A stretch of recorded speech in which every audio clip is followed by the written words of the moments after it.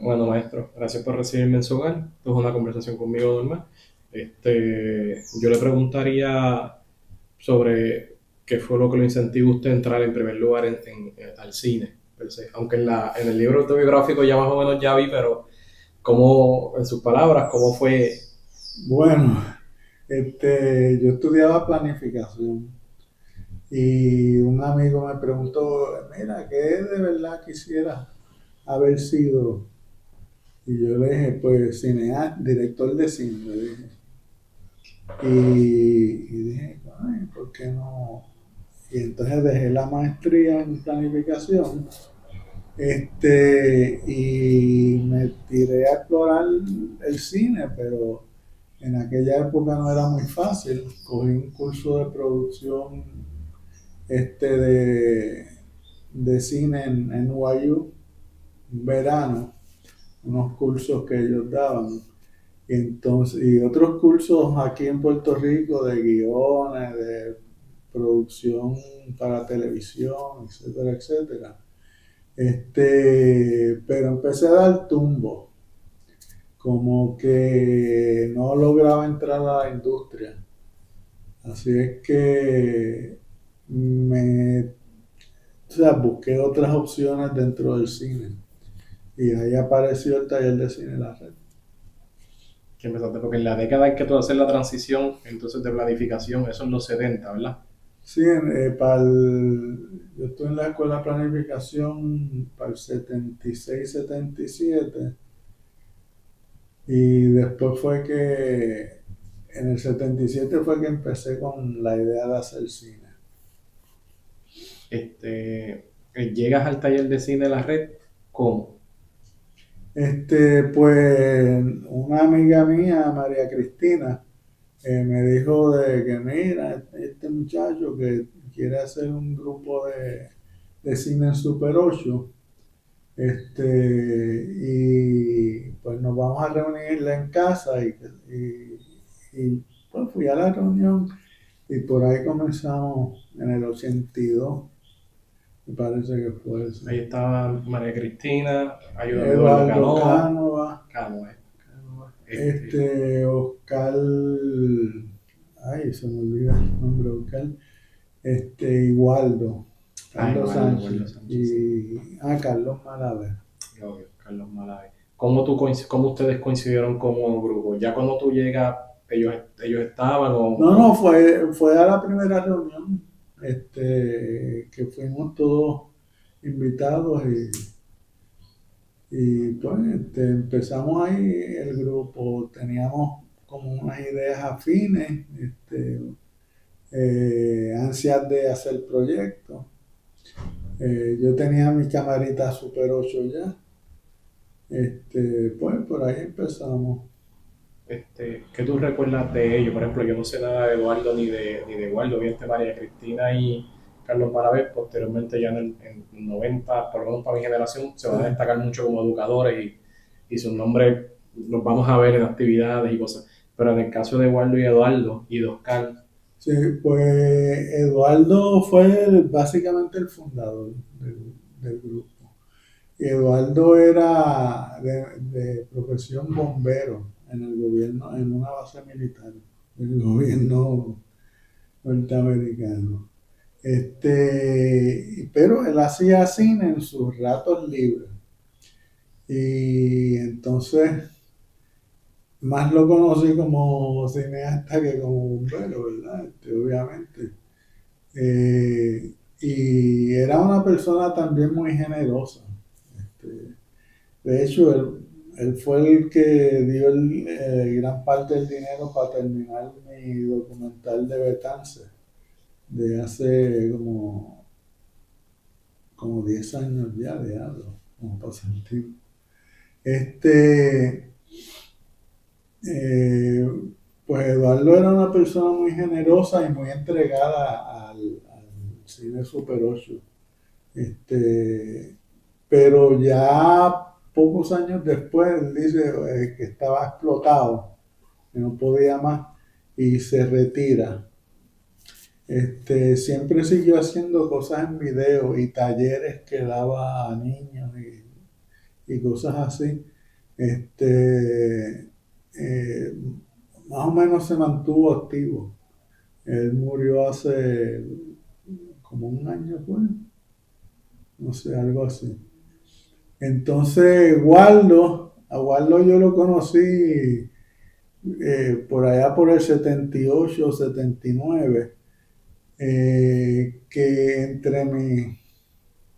entre las cosas de cine que quería hacer, pues me llevó al CENAC, Centro Nacional de Cinematografía, donde estaba Jacobo Morales, Kika Lloroa Santalí, Gilberto Concepción Suárez, una serie de personas que no necesariamente eran cineastas, sino que muchos eran interesados en el cine, ya fuera apoyarlo en alguna forma de producción o financiamiento. Y ahí conocí yo a Waldo, que era un chamaquito con su novia, que fue su primera esposa. Y pues pocos años después nos encontramos en el taller de cine de la red. Eh, y Waldo trabajó más en universidades luego, en la Universidad Central de Bayamón, en el área de producción de video. Eh, Hicimos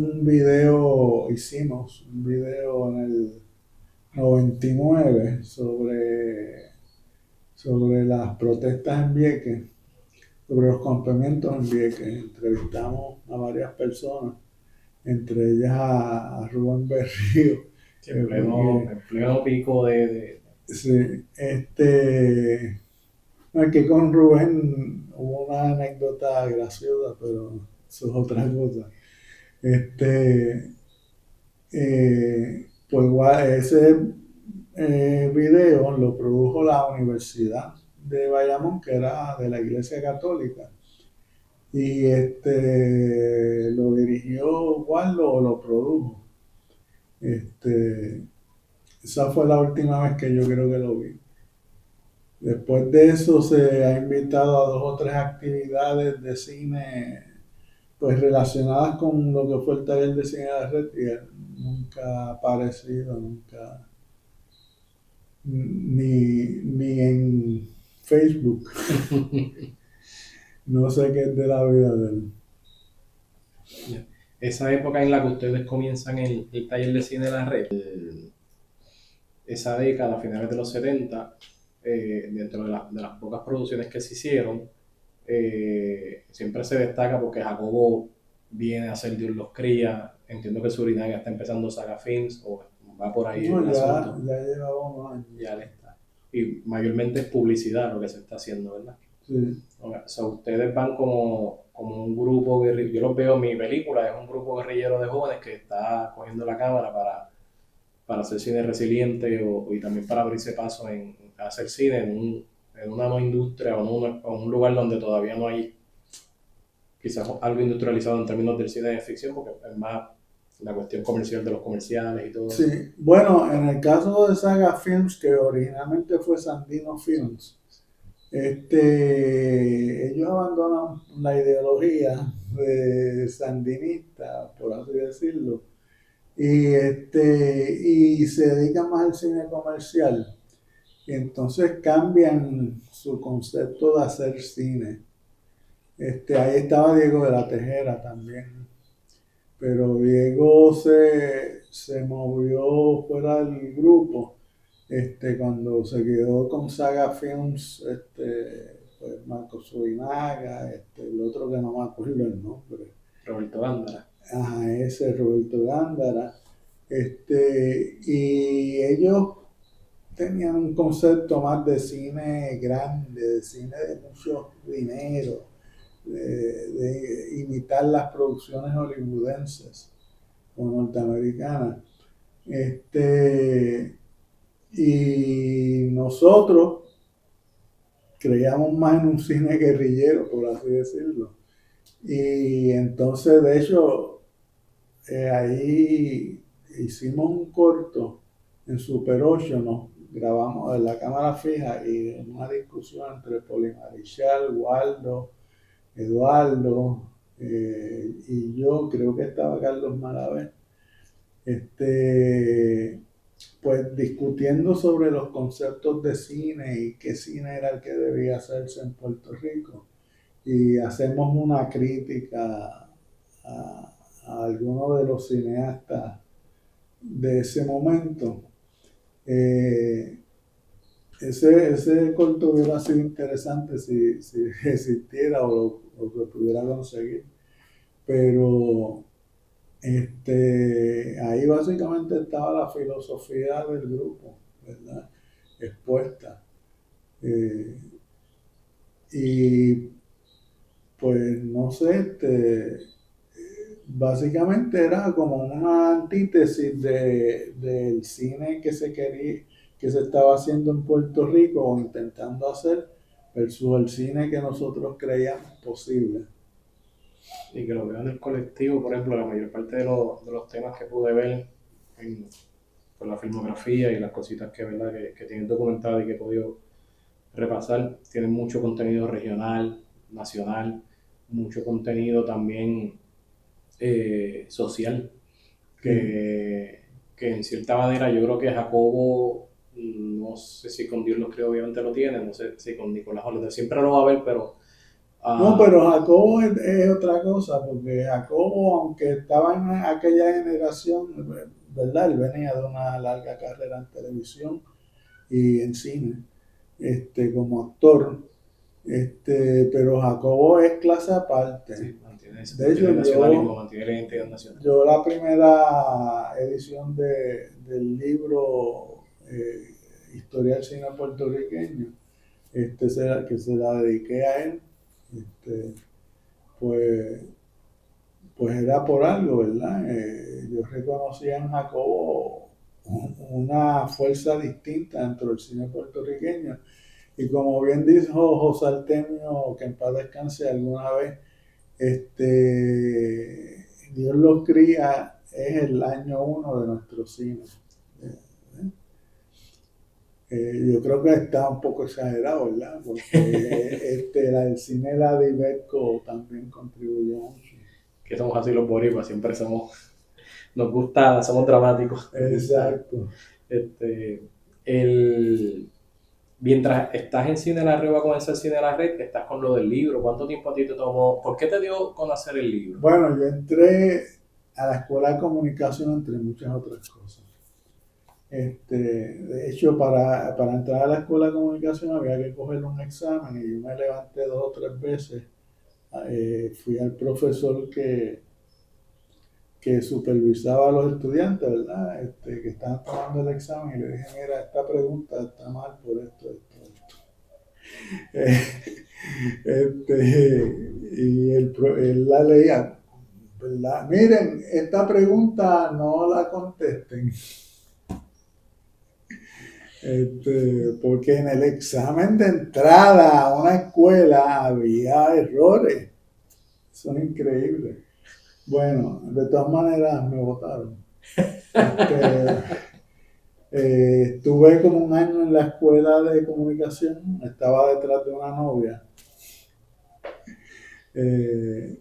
Y entonces, pues ahí más o menos, espérate, ¿cómo era la pregunta?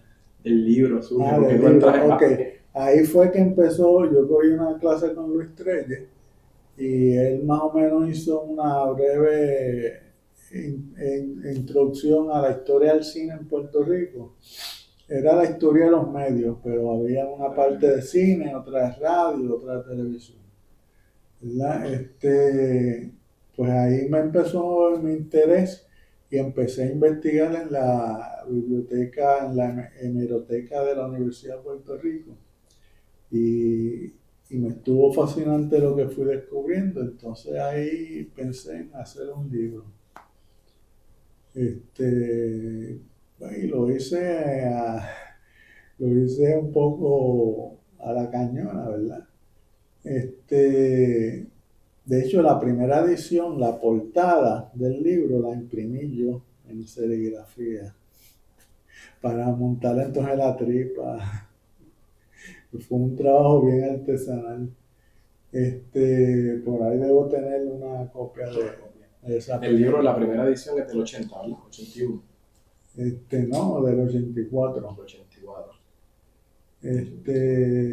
Luego revisé un poco, hice una segunda edición en el 87 y ahí fue que luego empecé a tener la oportunidad pues, de conocer cineastas, de poder más o menos entrevistarlos. Me acuerdo de Tony Ribus, que yo no lo conocía, lo conocí después y empezamos a hacer algunos trabajos juntos. Y Tony me decía, contra aquí no, en el libro tú maltratas mis películas. De verdad, bendito. Pero déjame decirte una cosa, técnicamente están bien hechas. Yo, sí, pues yo no sabía qué decirle. La verdad es que pues tenían sus fallas. Volvemos a la discusión que tú planteaste una vez de cine bueno o cine malo, ¿verdad? Tenían una gran fotografía, excelentes actores, pero el guión, los guiones no eran muy allá que digamos. Y como la película de Machos, por ejemplo. Esa es del 71, principios del 70, algo así, ¿verdad? Sí, sí, O 75, de no los sé, por ahí en los 70. 70. Uh-huh. A mí, cuando yo empiezo a estudiar cine, obviamente todo lo que se habla de cine puertorriqueño sale de dos fuentes, de ti de Juan Ortiz, del artículo. Son como que las dos fuentes. Y en mi caso, el profesor que me dio cine, que era una clase de historia de cine mundial, pues él también hizo no, en el prontuario no estaba, ¿sabes? De la universidad, pero entonces él sí lo incluye como parte de, él decía, es importante que conozcan, y obviamente la referencia era tu libro. Y, y a mí siempre me impactó que hubiera solamente, digo, la filmografía obviamente, pero que hubiera poco en el sentido de que uno se sorprende, publicado. Y entonces todo lo otro que había, porque estaba Vidrio Tropical, no sé, otras cosas que sí se habían publicado, el cine como industria, cosas así, que no recuerdo ahora muy bien, pero todo siempre iba a hacer referencia a ti, a tu trabajo y el de Juan Ortiz. So, los que venimos De hecho, después... mi trabajo partió mucho del artículo que hizo Juan Ortiz Jiménez por los 50. Lo que pasa es que Juan Ortiz, pues en aquel momento trabajaba como periodista. Él era actor también de eso. Y pues hizo un trabajo, una encomienda para el Puerto Rico Ilustrado, pues, o el mundo. Y pues se limita a eso, ¿eh? Claro, él le interesó la historia del cine puertorriqueño y con los años siempre averiguaba una que otra cosita. Pero yo creo que es un trabajo fundamental porque rescata ese cine mudo, ese cine que trató de hacerse por los años 10 y 20 del siglo XX. Aunque se queda corto, igual que yo me quedé corto posteriormente. Yo de ahí partí para averiguar otros materiales y otras cosas que no había usado y que existían en la colección puertorriqueña. Yo que hoy en día con el internet hay archivos, Exacto. bibliotecas, hay tantos recursos que online y físicos que uno puede acceder, pero en el caso tuyo y de Juan Ortiz, eso. Había en el periódico El Mundo varias notas, varios artículos sobre, por ejemplo, Rafael Colorado. Hasta su muerte fue registrada, que fue en el 1958, en el auxilio mutuo. O sea, sobre Rafael Colorado habían sus cosas, ¿ves? Pero la mayoría de las notas o de los artículos en el periódico El Mundo tienen muchos errores también, errores que yo repliqué. Ujú. Este, por ejemplo, de las películas de Tony Ribus, de las más viejitas, de los 60 por ahí, yo publiqué la filmografía que publicó el Ateneo puertorriqueño en el 92.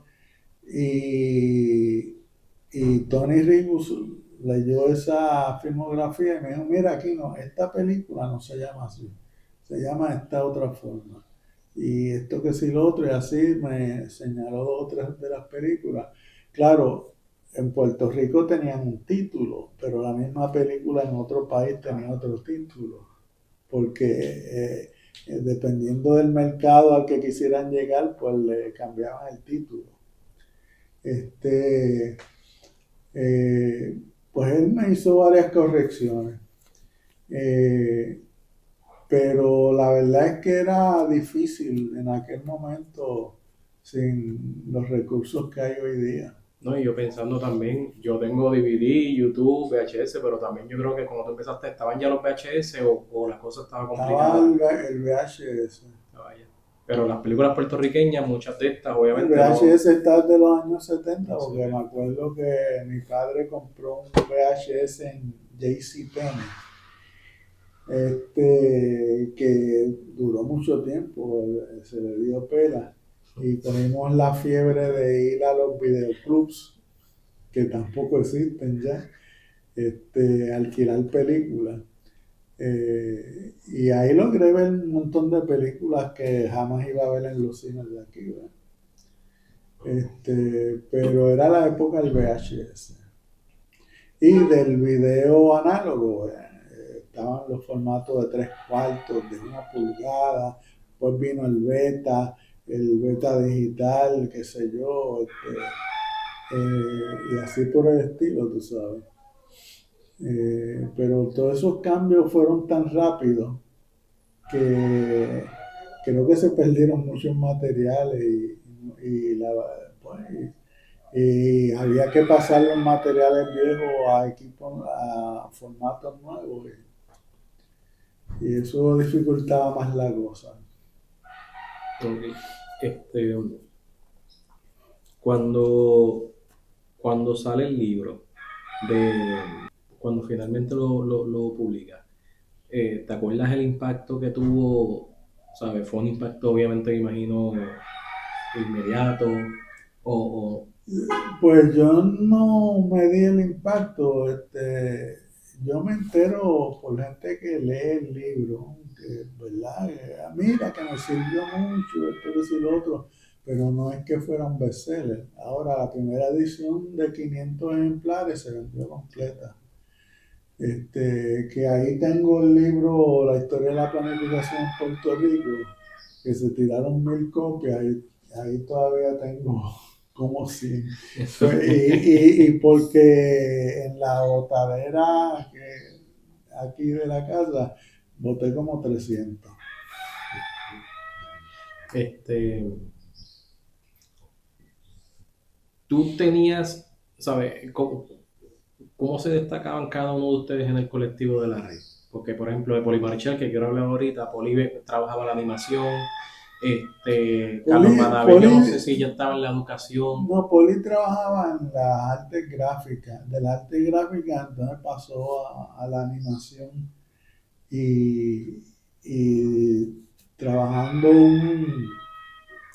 un formato bien difícil, el Super 8, y ella en ese cuadrito así tan minúscula, ahí dibujaba, ahí hacía distintas manipulaciones para hacer sus películas animadas. No Eh, sabía. Ella, o este, sea, directamente de Super 8. sí, como hacía, la verdad es que había que tener una vista inmensa. Este, eso es lo interesante de sus películas y no sé si en los materiales que te referí de YouTube hay algún trabajo de ella después, Luis Monet, un artista de Ponce que hacía mayormente máscaras de estas de gigantes y dibujo.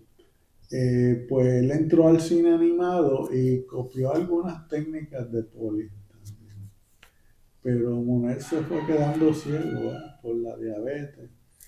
Este, pero igualmente tiene unos trabajos interesantes. ¿Cómo entró Poli? ¿O cómo llega Poli al Bueno, colectivo? a Poli le dijeron, mira, no sé quién fue, si fue la hermana Tere o fue María Cristina, no sé. Le dijo del grupo, ella fue a una de las reuniones y de ahí se integró y siguió. Hay uno que me da curiosidad porque lo conozco también y entró, yo no sé si más tarde, Moncho Conde, pero no, ¿sabes? Creo que él participó como actor o cositas así, o él, No, Moncho Conde tenía su grupo de teatro, no me acuerdo el nombre ahora del teatro. Era un teatro popular, ¿no? De pueblo y de caserío y ese tipo de teatro. Y entonces empezó a colaborar en proyectos donde nosotros entramos a colaborar también con él para llevar al cine o al video pues, algunas de las obras de él. Pero él no fue miembro como tal del taller, ¿no? y fue un colaborador Sí. participante. Este, Mm, ¿Cómo ustedes empiezan o cómo surge? Porque ustedes hacían los festivales, tenían las revistas, eventualmente o en algún momento también en venta los cortos, como que en VHS o mini documentales que hacían, habían cosas que ustedes vendían también de eso, he visto en la publicidad. no sé, yo vendí cosas mías, pero no me acuerdo de que se vendieran Sí, de los mismos cortos de la red. A lo mejor sí. eran promociones de proyectos tuyos que estaban en las promociones y demás. Ujú. Los festivales, ¿cómo surgen? Por la necesidad, obviamente, de exhibirlo. De exhibir el Super 8, ¿verdad? Que no tenía salida, obviamente. Y era un problema la distribución y la salida del Super 8. Pues nosotros inventamos este encuentro de cine Super 8 para ver lo que se estaba haciendo en Puerto Rico, ¿verdad? Y pues para proyectarle que viniera gente y viera los trabajos. Jacobo llegó ahí. Este, en los primeros dos o tres festivales, pues hubo bastante buen público. ¿Dónde eran? En el Ateneo. No bueno, no, en el Ateneo, no, primero en lo que es Casablanca, que ahora son unas oficinas de no sé qué. Este, eh, y después creo que en el Teatrito del Patio, que tampoco existe ya. Y llegamos a dar algo en el Sagrado Corazón. Yo, ¿verdad? Creo, corrígeme, digo, no sé si esa data está así, pero con los artículos que estoy escribiendo, yo creo que es el primer festival de cortometraje, per se, en que encuentro, o si había Bueno, algo por ahí. ciertamente el cortometraje pues no ha tenido mucha salida en Puerto Rico. No me acuerdo de festivales de cortometraje antes de la red. Después sí ha habido mucha actividad en ese sentido y la hay todavía, ¿no? La sigue habiendo. Ayer no, anteayer, estuve hablando con Ramón Almodóvar, con Monchi, y él me decía eso. Yo creo que ellos fueron pioneros porque le saqué el tema. Yo, Monchi, ¿cuáles fueron los primeros festivales? Que es la que me dice. De hecho, Monchi me dijo, yo creo que en sí, de los primeros festivales, porque él le decía, había muestras. José Artemio hacía las muestras y cosas, pero festival per se, digo, esto obviamente es Bonchi de su memoria, que a lo mejor una búsqueda académica, pero él me dice que fue Kino y esa gente con el festival. Y por lo menos, ciertamente, yo estoy casi seguro que hace uno de corto, porque era bien poco lo que se hacía de cortometraje anteriormente a eso. Y por ahí es que van a empezar ustedes como colectivo. Entonces De está en hecho, ese no, grupo de la guancha de también. por sí no era un festival de cortometrajes, lo que era de cine Super 8. Lo que pasa es que obviamente la mayoría de los trabajos eran cortometrajes, pero llegó a haber un Mm, largometraje hecho por un maestro de Cagua, creo que se llamaba Marga, la película, este, de una niña homeless en la calle. Este, o sea, nosotros aceptábamos cualquier cosa que viniera, este, pero pues la mayoría eran cortometrajes. eventualmente Eh, expandieron también al video, porque yo creo que las últimas muertes, ¿verdad? ¿O confundo? no, lo que pasa es que según fue decayendo un poco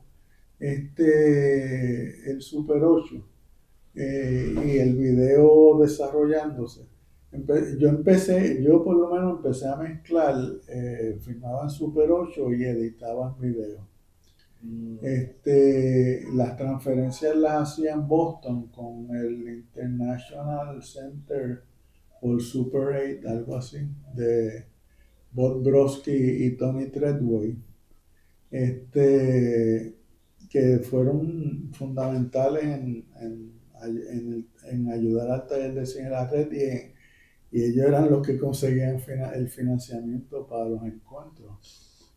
Este, pues empezamos a mezclar Super 8 con video, ¿verdad? Luego ya yo empecé a explorar más el video con la historia de Vieques, que un docudrama que hice en el 92. Y seguí en el video, me compré una camarita Hi8, supuestamente digital, y con ella filmé varias cosas, pero no un proyecto final como tal. Tenía muy buena resolución. Este, y pues posteriormente seguí con el video digital, como esa cámara que está ahí tirada. el libro de la filmografía asumo que surge naturalmente al tú hacer la investigación del libro, pues obviamente de ella tú tenías esa investigación ya. Ya, o también tú fuiste buscando, me imagino también que nunca paraste de buscar y seguías, según ibas buscando, ibas. No, exacto, la filmografía la había ampliado bastante y pues quería compartir también las fuentes y referencias de dónde salió todo ese material. Y publicamos, primero lo publiqué tipo revista, una tirada limitada, después el Ateneo se interesó y lo publicó en formato de El libro. libro. Este, y de ahí Roberto Ramos empezó la investigación sobre el cine. De él, su propósito era conseguir todas esas películas. Ujú. Y casi lo logró, casi lo ha logrado. Este, yo creo que Roberto Ramos también tiene un, una gran aportación en ese sentido. Yo creo que tiene más películas que el Archivo General. Y Pero pues con los problemas que hubo en el Ateneo, pues él ha tenido que sacar esa colección. Este, eh, pues sí, después de Roberto, pues siguió haciendo el trabajo de conseguir todas esas películas. sí, creo que el archivo se llama Cine Nuestro. Inclusive, sí, inclusive descubrió películas que yo desconocía, que yo no las tenía. Mira, aquí no, descubrí esta película. Bueno, está bien. La filmografía sigue es un libro, está cabrón. Digo, ambos textos son un referente todavía. Yo dependo de la filmografía. Y no se ha publicado de nuevo nada. Digo, yo sé que Roberto tiene, obviamente, pero textual, que uno pueda tener un libro que sea una referencia, que uno lo tiene a la mano siempre porque hay que buscar algún tipo de información. Eso se debería digitalizar y ponerlo en internet. Yo compartí un par de libros míos en una cosa que se llama Isubu, que te publican el libro digitalmente, pero son medio pillos y ahora cambiaron las condiciones, ahora quieren cobrarte. Digo que Y, los gringos empiezan, digo, no sé si sea gringo, pero los gringos empiezan gratis, son y listos, todo es dinero. y los días así eventualmente te... Pues en los formatos digitales que se puede conservar y hacer accesible toda esa obra. De los tiempos de tú dirigiendo en el taller de cine en la red, ahí, digo, y cortos que tú hayas dirigido, que hayas participado también, de Eduardo, de Waldo, de hecho, estoy asumiendo que todos dirigían, no me acuerdo ahora si todos dirigían. Por ejemplo, Oscar, yo creo que yo llegué a ver títulos con el nombre de él. Sí. Y Poli, yo sé que sí, y asumo que Eduardo. Pero ¿te acuerdas Sí, anécdotas? pero Eduardo lo que hacía lo ponía como chirimbillo, Sí. no con su nombre por el trabajo de él. Inclusive él tiene un corto experimental que se llama Este Trabajo, que es él apagando un fuego en un pastizal, un pastizal dentro de la base. Pues obviamente eso él no puede decir, yo lo filmé. Aunque se cae casi de la mata, ¿verdad? Pero era una base militar. ¿Cómo ustedes se ayudaban cómo funcionaban? Él te decía, aquí no vente, firma No, conmigo. generalmente cada cual hacía su proyecto. Waldo, de hecho, Waldo empezó a hacer Super 8 mucho antes del taller de cine en la red. Tenía 2 o 3 trabajos que él hizo antes del taller de cine en la red. Pero casi todo el mundo hacía sus proyectos. Pocas veces se colaboró en colectivo. Por ejemplo, yo que quise hacer un documental de el carnaval de Arroyo, y pues ahí participaron todos. Carlos Malavé, Oscar, todos esos hicieron cámara. Eh, y bueno, fue un bonche de gente que ayudaron de una u otra forma en la producción. Eso era un solo día, era el día en que hacen el desfile de máscaras y de carrozas. Pues eso fue un trabajo colectivo. El otro, el Baquiné para un maestro, también ahí hubo participación internacional porque un venezolano que nos visitaba hizo cámara también, Hernán Carreño. Y pues en ese documental también participaron varios. Lo había financiado Eduardo, él había comprado la película y todo. Y después que vio el material filmado me dijo, no, aquí no, haz tú lo que quieras con ese material porque no me gustó, no es lo que yo esperaba. Pues, está bien, empecé a montarlo y a editarlo, tú sabes, y quedó algo, entiendo yo que bueno. Años después me compró una copia la Universidad de Ana Geméndez, la que está por Cupey, y me compraron copias para unos cursos que ellos daban.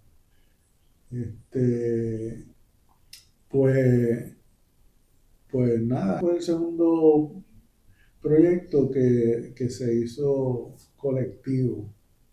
No había mucha oportunidad de hacer trabajos así colectivos, pero Y Poli, entonces me imagino que era igual, que eso era ella. eh, sí, por ahí era la más individual porque por su técnica, ¿verdad?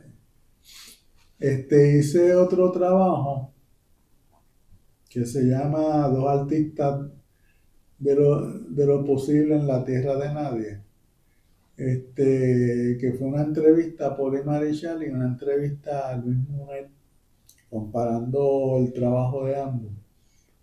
Pues eso lo hicimos en colaboración de ellos dos conmigo. Este, y el de uno de Oscar, se me olvida el apellido de Oscar. Colón. Colón. Oscar Colón, ya se me olvidan las cosas. Oscar Colón, fue un material que él tiró en los centroamericanos que se hicieron en La Habana, en Cuba. Y le dijeron, no, eso no sirve, ese material está mal, que sé ni qué. Y yo, bueno, tráemelo, Oscar, a ver qué se puede hacer. Estuvimos todo un día, desde las 9 de la mañana hasta las 11 de la noche, editando. Y salió un documental. Ahí pues lo hicimos entre él y yo. Se puso él como director y, y yo como editor. Cuando hacían las exhibiciones se dividían en tareas, qué sé yo, tú estabas en proyección, alguien en taquilla, o eran gratuitas. Tú dices en el encuentro. Sí, en el encuentro. No, dividíamos yo creo que según el momento. No es que tuviéramos unos cargos fijos ni nada. Eduardo casi siempre estaba en la proyección porque el proyector era de él. Pero, pero básicamente hacíamos el trabajo en colectivo. Ya a partir de los 90 que ya se diluye. Perdón, también tuvieron a Ixa Méndez y la que era su compañera entonces. A Ixa Méndez, que también era actriz, vive en Florida. Y otro muchacho, Harold, también se nos unió. Tú sabes que ese señor Harold, él hacía sonido, me parece. El hijo de él es profesor, es colega mío, y él no lo sabía. Y entonces yo estoy, porque se llaman igual Harold J. Leonard. Y entonces cuando yo estoy contigo, que tú me pasas, me enviaste las cosas y por correo, Roberto también, hay unas cosas que él me donó del taller, yo leyendo tu libro y la filmografía, no me acuerdo ahora, y encuentro así Harold J. Leonard. Yo, coño, es un nombre demasiado específico y demasiado igual. Y no puede ser el que es para mí o que es colega porque es contemporáneo. Digo, no sé, bueno, que ya, no sé, chiquititos, 6 niños allí, no sé. Y yo le digo, loco, tu papá estuvo en el taller de cine de la Rey. Y le explico. El papá está vivo, pero tiene Alzheimer, no tiene ya. Y entonces él me dice, preguntándole a la mamá, sí, mami me dice que sí. Él era sonidista, o sea, o hizo sonido o algo así en el colectivo. Y ahí yo le pasé info de los títulos y todo. Él está en cine también, él hace cortometrajes, profesor de cine, y ajeno completamente a que su papá, ¿verdad? Había formado parte del colectivo. Pero sí. Me da las vueltas que da la vida. Todo, corrígeme, a lo mejor estoy mal, por favor dame dirección. En mi manera de verlo es que Paul y tú continuaron en cine, no que los otros no, pero obviamente no, ustedes se mantuvieron relacionados a cine. Y también Carlos Malavé y María Cristina, pero en el caso de ellos me parece que se quedaron entonces en la parte de la educación. En mi manera de verlo. Y de la crítica. Exacto, bueno, de la crítica. Bueno, podemos decir que Eduardo en cierta manera se mantuvo, por lo menos en video. No sé qué cosas hizo, pero hizo varios cortos. Y como te digo, dio talleres, se mantuvo activo por lo menos hasta principios de los 2000, no sé. Y pues aparece como productor en el documental mío de Betanza. que fue lo que me estabas hablando Mm. recientemente. Este, eh, hay algo que recientemente estuve hablando con unos colegas que estaban haciendo cortos en los 90, que era un colectivo que se llamaba Sin Expresión. Y ellos hicieron un festival de cortometraje que se llamaba así, Festival de Cine Sin Expresión, en el Ateneo en el 96. Entonces hicieron un programa, un catálogo, lo más chulo, los cortos y todo. Tú apareces, tienes un artículo una breve historia que hiciste de cine en una página. Colaboraste con ellos. Y entonces, pues, de esas cosas que uno ve y continúa, porque tu nombre aparece también ligado en base a muchas otras iniciativas, otras cosas que se hacen, ya sea que seas consciente de ello o no. Y entonces él me dice que no era importante, que no había hecho el libro, que no, yo sé que también, él también de hecho fue uno de los que me dijo que él entendía los primeros festivales, yo entiendo por lo menos de corto así, era la red, porque él decía lo que nosotros éramos un colectivo sin expresión, pero ellos murieron ahí, ellos se juntaron, hicieron corto, hicieron el evento y ahí quedó. No, no pudo, o sea, no pudieron seguir por diversas razones. Pero me dice, pero ya había un colectivo que había sido el taller de cine de la red, que habían estado muchísimos años y mucho tiempo y hacían festivales y hacían revistas y todo eso. Nosotros queríamos hacer lo mismo, pero no lo hicimos porque pues, terminamos el festival, nos graduamos, unos se fueron a estudiar a Cuba, otros, o sea, se fueron a estudiar cine a diversos lugares, Estados Unidos, y no hicieron, no dejaron un grupo que se quedara ni nada y murió ahí ese colectivo. Pero tiene como base al taller de cine de la red. Y estás tú también en eso, en escribir tu artículo. Este, Obviamente Cine Movida, mucho de lo que hemos hecho, básicamente todo lo que hemos hecho ya ustedes lo han hecho. O sea, lo que hemos hecho es, pues, no tengo una revista impresa, lo que hice fue, por ejemplo, en su momento la página web y las cosas en las redes sociales, ¿no? Los festivales y todo, o sea, que de alguna manera se repite, ¿no? Lo que ya ustedes pudieron haber logrado y hacer. En una época que todavía era más complicada, pues para mí es fácil googlear o para mí es fácil preguntarte. Tú tuviste que buscar. Yo no sé si a través de las décadas tú has sido consciente de ese legado o de eso, tanto tuyo como de los demás. Bueno, no sé porque la investigación en cine yo la abandoné hace como 20 años. Sí empecé a hacer una filmografía que creo que está muy bien, este, que cubre hasta el 2024, algo así, del 2000 al 2024, pero no seguí tanto en el cine así investigando. eh, y pues no, el legado, ahora que algunos me reconocen o me dicen, pues me siento chévere, tú sabes, porque creo que el trabajo logró su propósito y valió la pena. ¿Eh? Este, pero yo he hecho tantas cosas en diversos campos. Terminé la maestría de planificación en el 91. Entonces de ahí empecé a trabajar con una socia que hacía revistas y editaba publicaciones para instituciones o para agencias de gobierno, etcétera. Ya había cogido un contrato con la Junta de Planificación y yo escribí un artículo que no aparece mi nombre o aparece en coautoría con ella. Escribí un artículo sobre la historia de la Junta de Planificación, eso era cuando estaba Norma Burgos y la Junta cumplía 50 años. Entonces de ahí se me ocurrió, como hice investigación en la biblioteca de la Junta de Planificación. Contra, pues, un libro sobre la historia de la planificación en Puerto Rico y ahí está. Otro invento mío. Y aprovechando pues que tenía conocimientos en el campo de la planificación, no es que fuera a escribir un libro de la nada, ¿verdad? También fui fotógrafo hace décadas.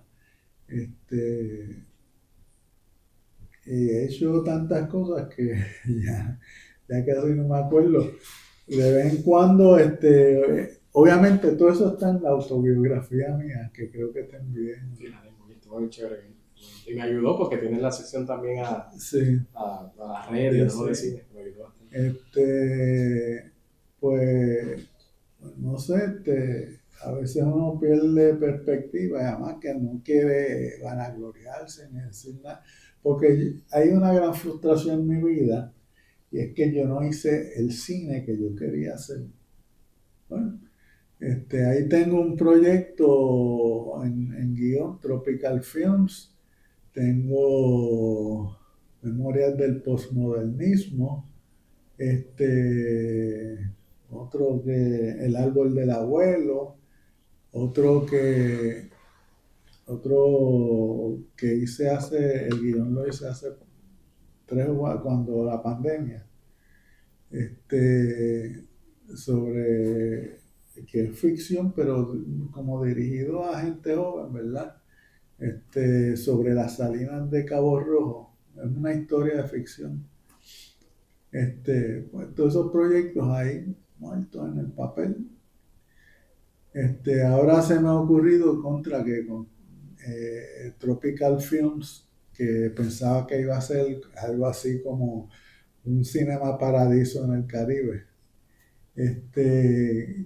Con Tropical Films podría hacerse ese proyecto con inteligencia artificial y no requeriría un presupuesto de cientos de miles o millones de dólares.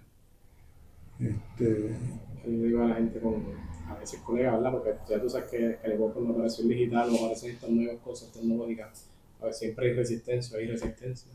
Y decía, pero coño, nosotros que siempre hemos tenido la situación del dinero, por ejemplo, en la animación, no tenemos un largometraje de animación, la inteligencia artificial va a facilitar que se pueda hacer la animación, sí, va a facilitar muchas otras cosas que ahora podemos hacer que... En YouTube yo constantemente veo trabajos que son inteligencia artificial y es, tú sabes, como si fueran actores y yo, contra, es chévere, ¿no? Son películas.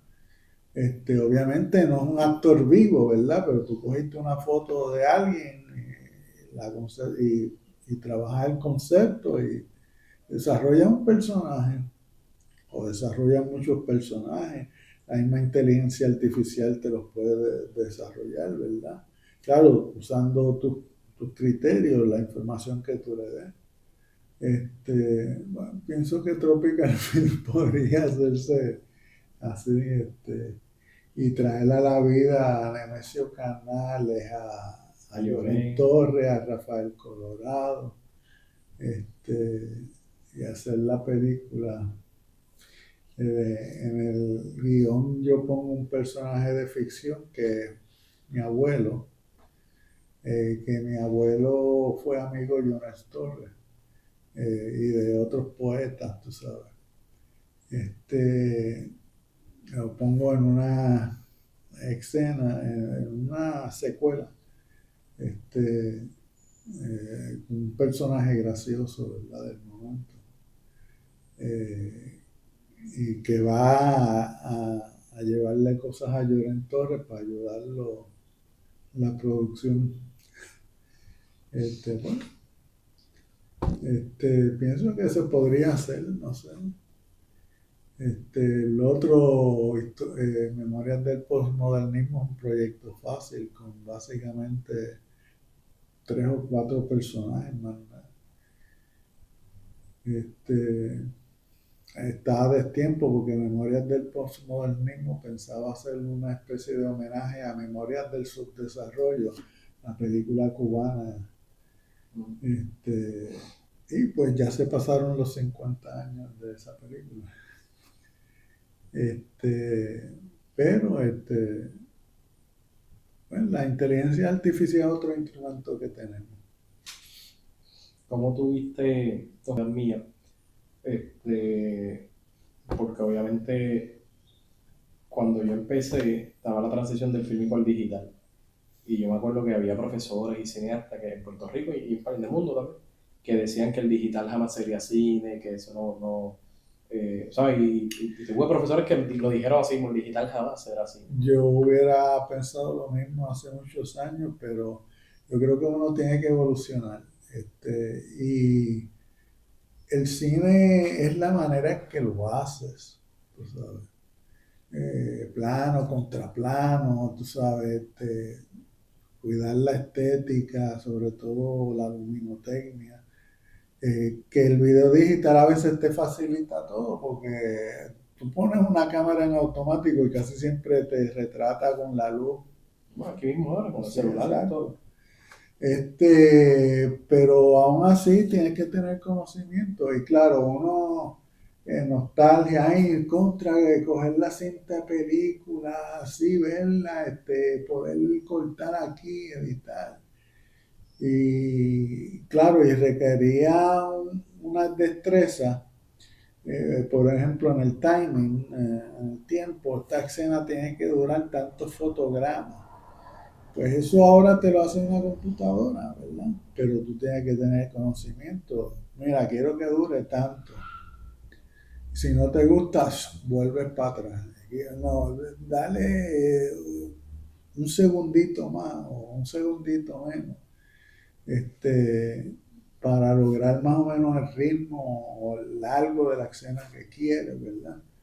Yo creo que sí, que lo digital simplemente ha facilitado y ha democratizado un poco el cine.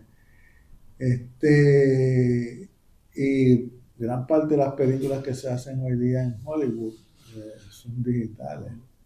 O sea, en Hollywood, Hollywood es un concepto, pero ese es otro trabajo que tenía, que no he hecho, que está empezado, y que quisiera terminarlo, en un lugar llamado Hollywood.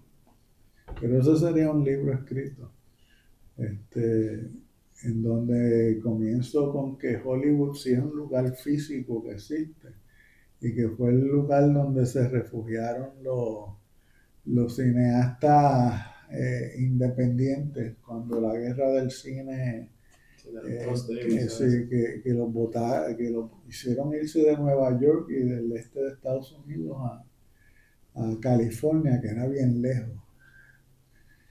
Este, pero Hollywood se convirtió como en un concepto, en un mundo más allá de meramente un distrito de la ciudad de Los Ángeles.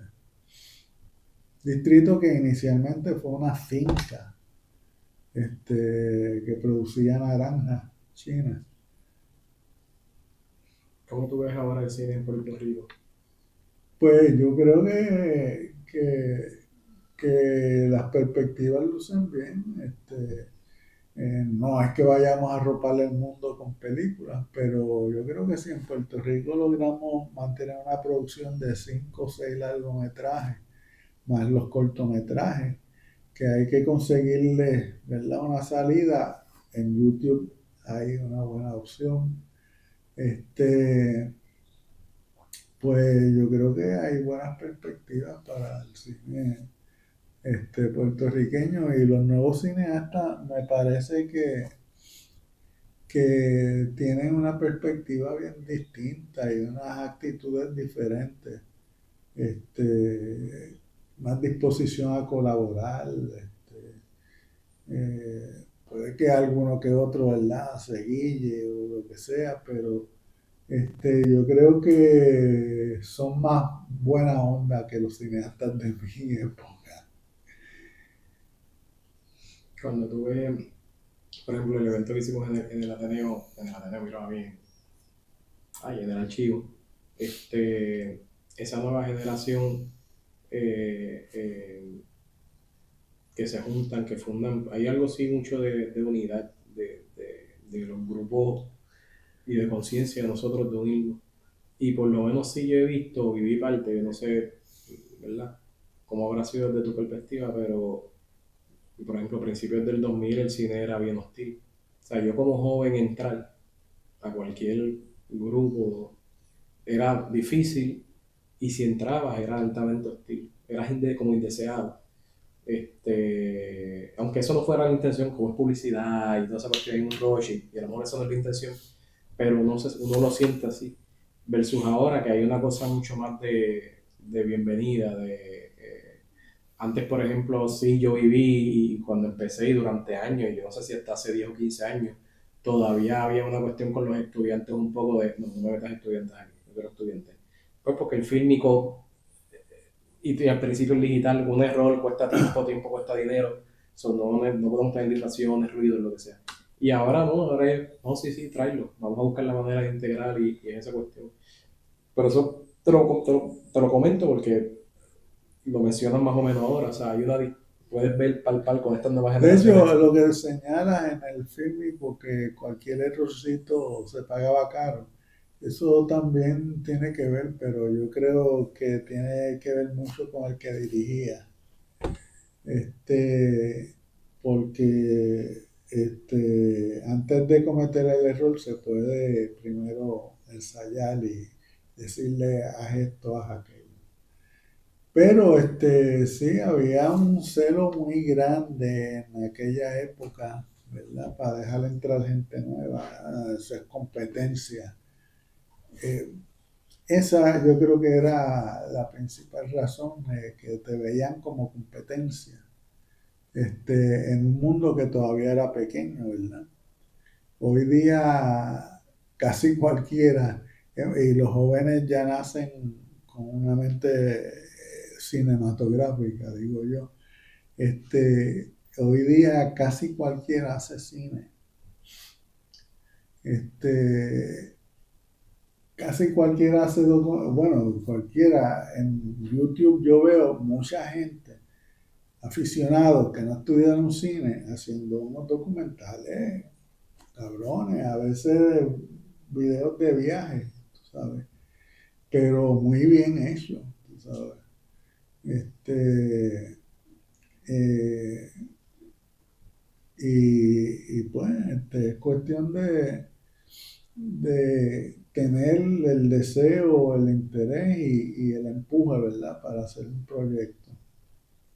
Y sobre todo que tengas algo que decir, porque si la persona tiene una cámara y no tiene nada que decir, pues no tiene nada.